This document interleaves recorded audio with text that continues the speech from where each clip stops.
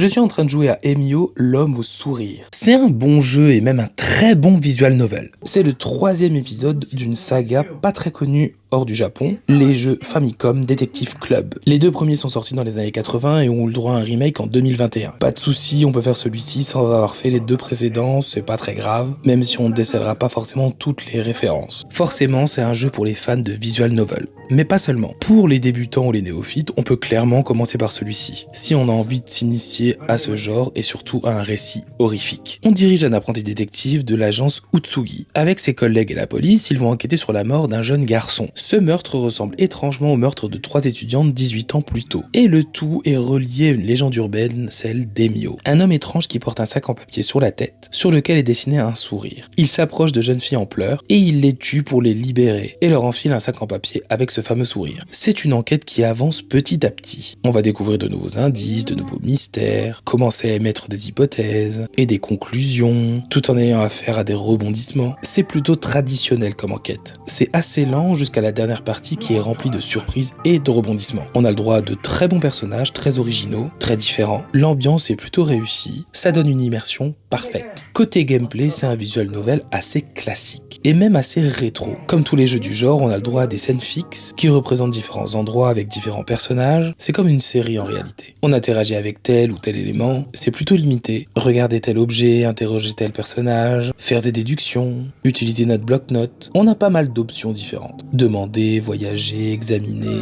et plein d'autres. Il va falloir faire les bons choix mais surtout dans le bon ordre pour avancer dans l'enquête. Il n'y a qu'une seule manière d'avancer. C'est peut-être un peu compliqué du coup. Surtout que parfois ça peut paraître assez illogique. C'est frustrant, mais une fois qu'on a réussi, on est soulagé. Ce sont des mécanismes assez rétro. Quand on a l'habitude, c'est moins gênant, mais ça peut surprendre les débutants. Comme une impression de devoir tout tester pour avancer. Côté visuel, on est vraiment dans le haut du panier des visual novels. C'est graphiquement assez joli, les arrière-plans sont très bons, les personnages sont vraiment vivants et pas juste statiques, les animations sont très réussies, au niveau du design, on a un petit côté rétro qui marche hyper bien, le doublage est très réussi, tout comme les musiques. Ça donne une atmosphère vraiment captivante.